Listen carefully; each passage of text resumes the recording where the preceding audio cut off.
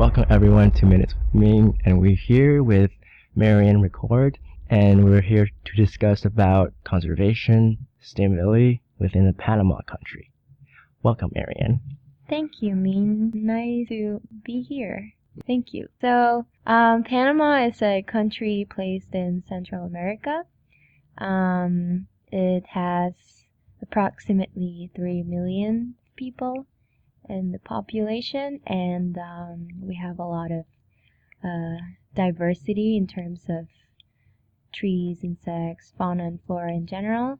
But we also have a huge diversity of people, mainly because of the Panama Canal construction and because of all the politics and, several factors in terms of economical activity as well, and so on and so forth. So I don't know what exactly would you like to know about Panama, because there's a lot we can talk about. Well, first of all, why don't we talk about your field of interest that concerns Panama in terms of conservation and sustainability, and we can go on and talk about in depth about these things. Okay.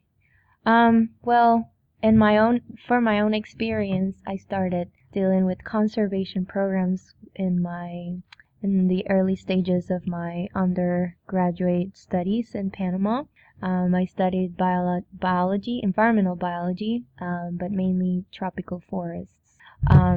So in regards to the tropics, there are several countries, developed countries, that have funding for conservation programs. One example that I have experience with is the Smithsonian Tropical Research Institute, which gives every year a lot of funding for developing research in Panama. And lately, all of these projects are focused on sustainability. And by sustainability means that they will not only explore the biology, but also the cultural value, and the society, and overall the political science, for instance, and many other factors that are related to sustainability, only to increase the amount of citations or research papers, but as a developing country, to build knowledge for the tropics, so it can be an asset in the long term, not only for Panamanian citizens, but also for indigenous communities, which are definitely threatened by mainly the politics and multinational companies that come from mainly the U.S. and are trying to build their own. They're trying to invest in their lands, and so there's a risk for the ethnicity and the ancient population that have been trying to thrive throughout time. Very interesting. About the deforestation aspect, how much percent of the Panama forest have been deforested, and what's the conservation methods for that? I don't know exactly how much, but what I do know is that there's a lot of projects involved in specifically that type of topic. For example, there's a Red Plus, which is really famous in developing countries because it aims to protect tropical forests. But on the other side, it seems that for Panama it's more important to have other type of economic development, such as the Panama Canal expansion, or the train system, or it also has to involve a lot of mining sector. And mainly all industrialized projects are the main source of income of Panama. So that means that for all these projects, environmental impact assessments are very common, but it also means that all these areas will be deforested.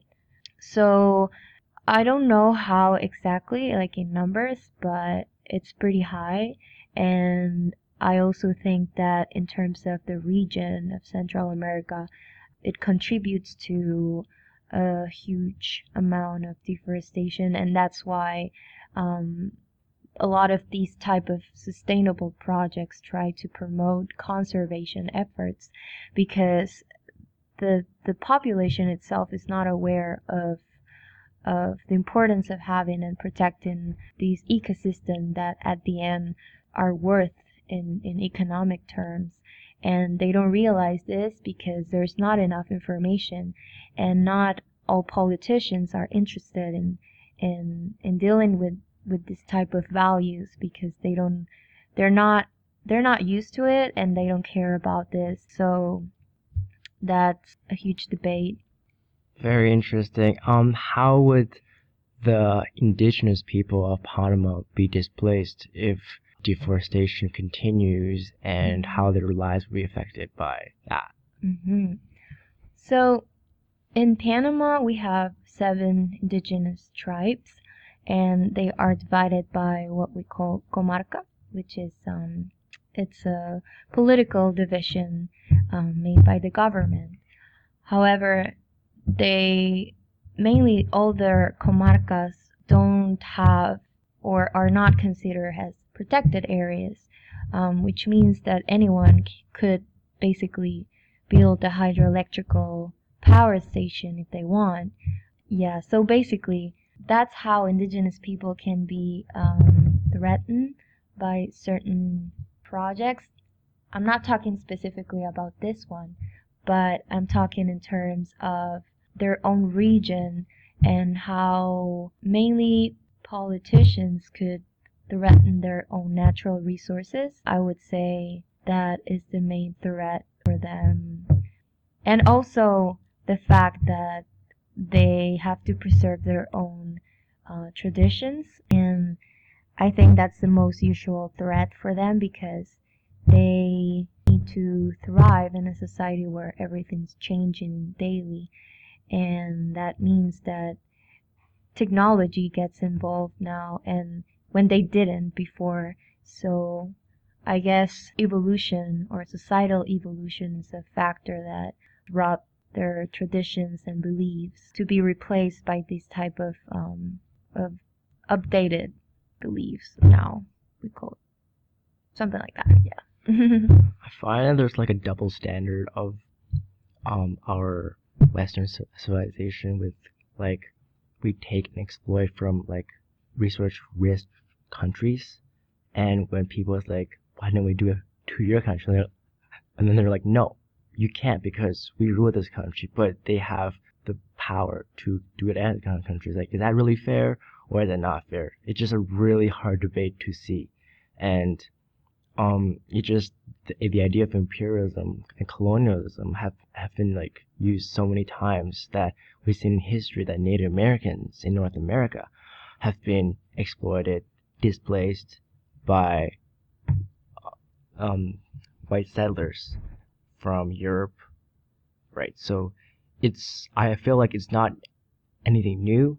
It's just the problem that we have to face through a humanitarian level, and we gotta fix that fast, because how would we have equality when there is a huge displacement of cultural beliefs because one has more power than the other, right?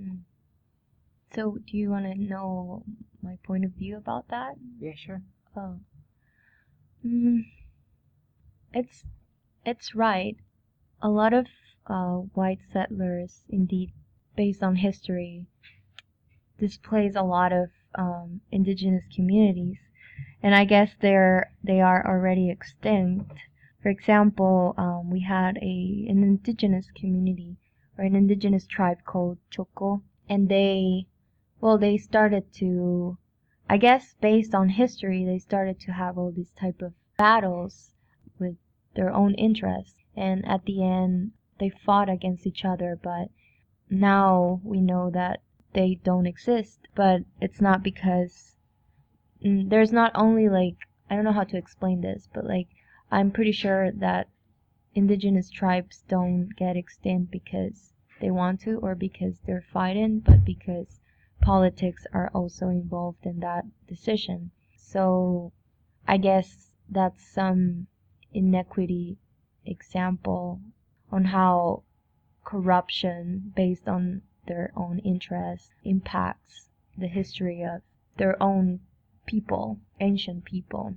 And I think in developing countries, it's a trend because there are lots there are lots of values that still haven't evolved, and I think that's the main problem with developing countries. People are very stick to their own beliefs.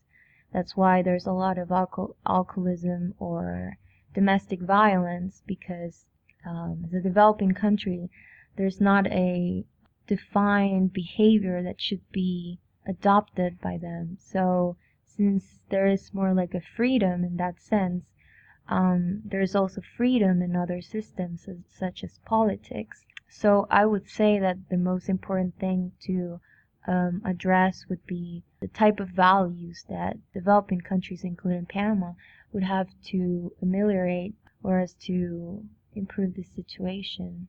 Very interesting. I just like find that like even in the Western civilization that if your belief goes against my beliefs, I'm gonna fight you because everything should be on my beliefs.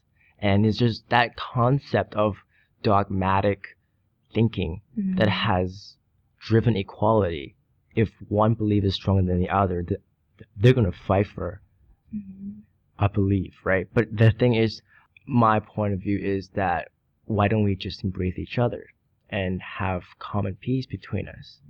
And instead of hating each other and waste our time and our energy hating each other, we should come together and become one and just be like, hey, this is enough. We're not gonna let policies and politics guide us in a way, because through history we have learned that it's not right. History has proven to us that with our beliefs, with our thinking, that we have to change, because if our beliefs become dogmatic, it's going to cause problems. And if we don't solve that problem at a broader society, there is no way we can achieve peace. And when politics get in the way, is everything gets muzzled and displaced. It could be good, it could be bad, but mostly if just imperialism get in the way, it's just really, really hard for people to like accept equality, because everything it's been done is making the poor gets poorer and the rich gets richer. And yes, there will be middle class coming in and out, but who's benefiting? Who's losing? Who's winning? Right? So you got to think of all of that, like who's sponsoring your beliefs, who's doing your beliefs. So I don't like, that's what I find mostly about indigenous people, is that I don't like the concept of people taking their land and displace them throughout history.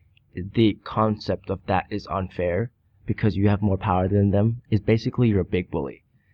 And just because you're like this, just because you have more power, does not mean you have the authority to go to other countries and tell them what to do, because they have different belief systems than you. Respect each other's beliefs and just don't fight around. So that's what I think. Yeah, and I think each country will have their own sets of cultural values based on the circumstances, the type of environment, the type of history that shaped all the civilization in this country.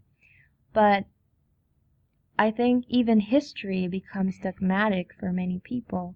For instance, when the Panama Canal was built, the U.S., we have a lot of issues with the U.S. on that time. We have one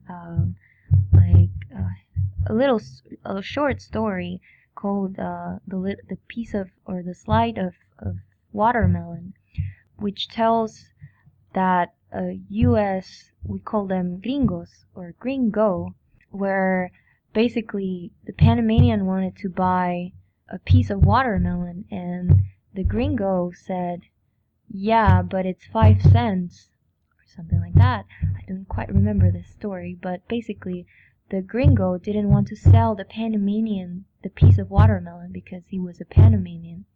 So what happened was that the Panamanian insulted the gringo, and they started fighting using, I don't know what type of tool they used to hurt themselves, but people started fighting on that time, and that history or that short story remains throughout time.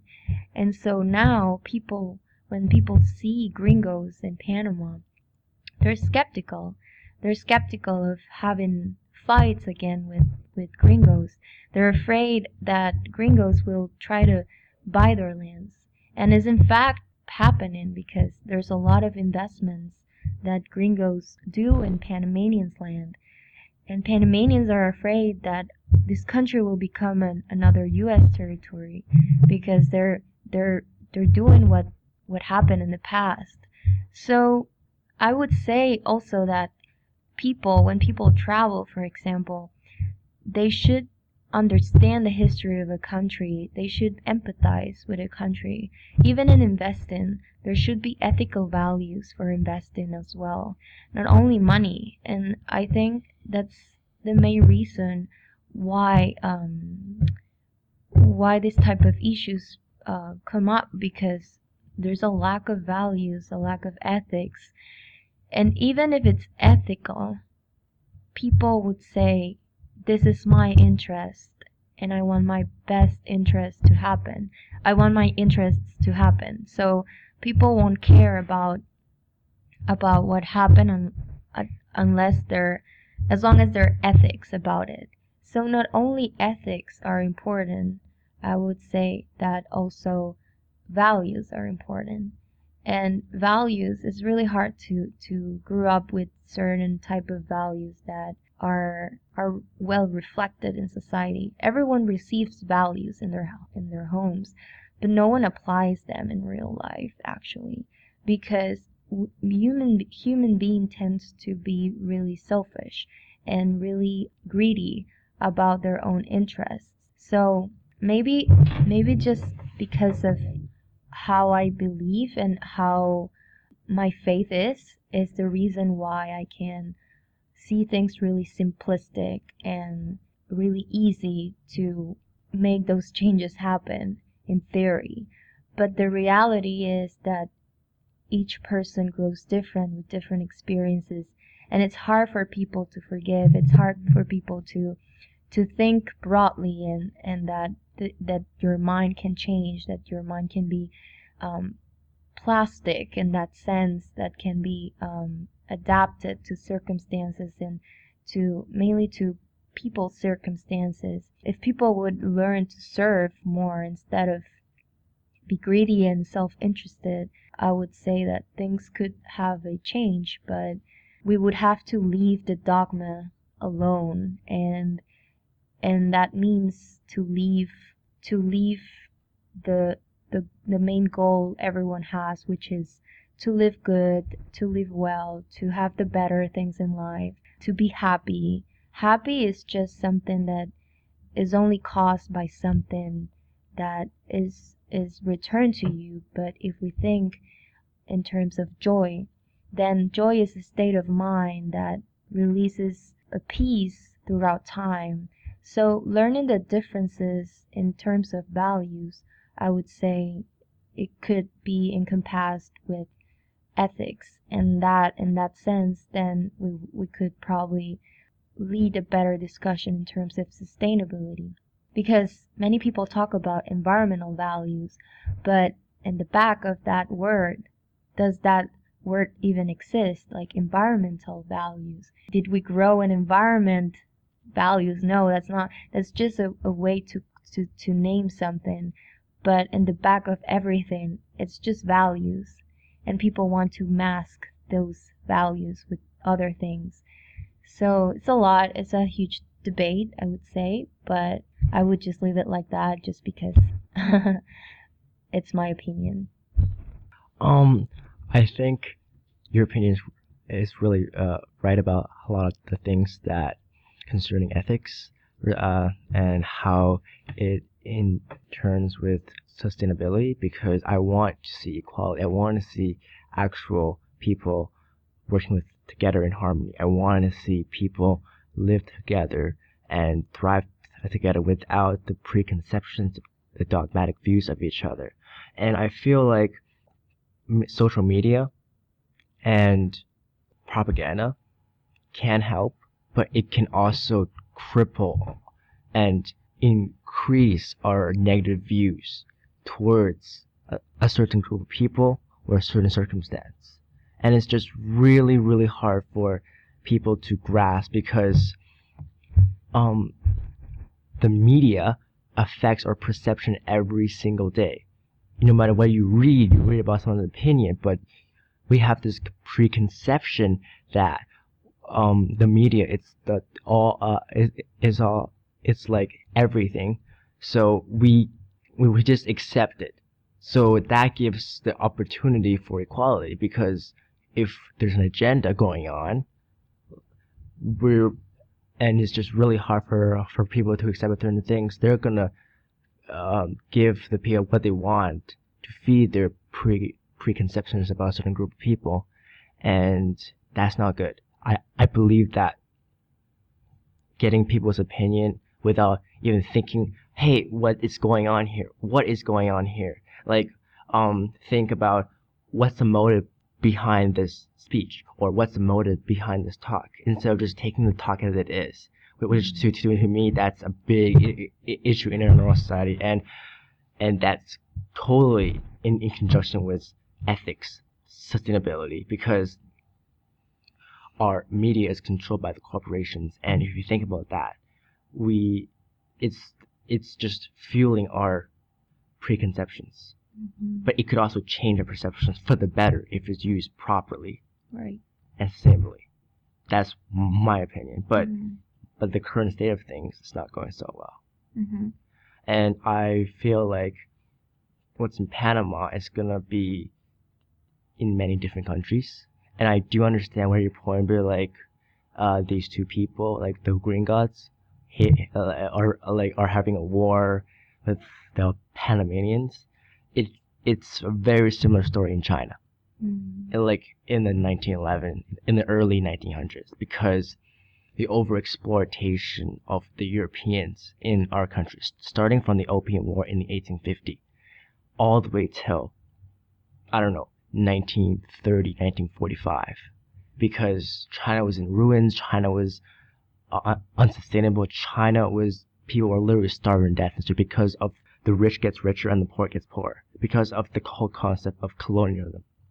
So your concept, it's all over the world. And I think that if we learn from what we have from history, if we learn from our past, if we learn from our mistakes, and if humans stop getting their own interests and hurt people in unethical ways, hurting the environment in unethical ways because for the single short-term profit, for power, it's not very good in the long, because we're going to destroy ourselves in the future.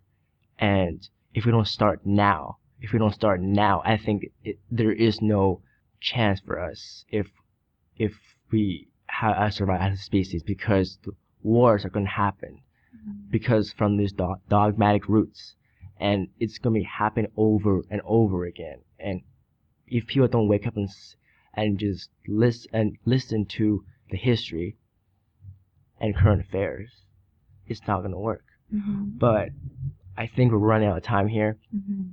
I had an interesting talk with you. It's been a pleasure. It's a pleasure as well.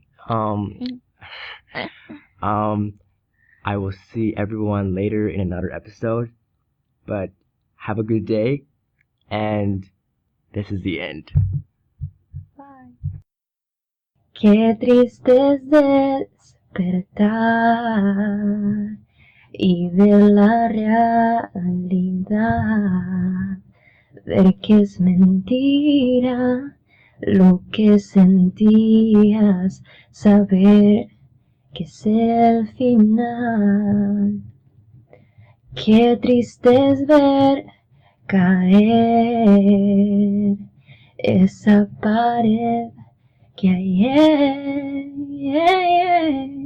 me resguardaba y no me dejaba ver lo que hacía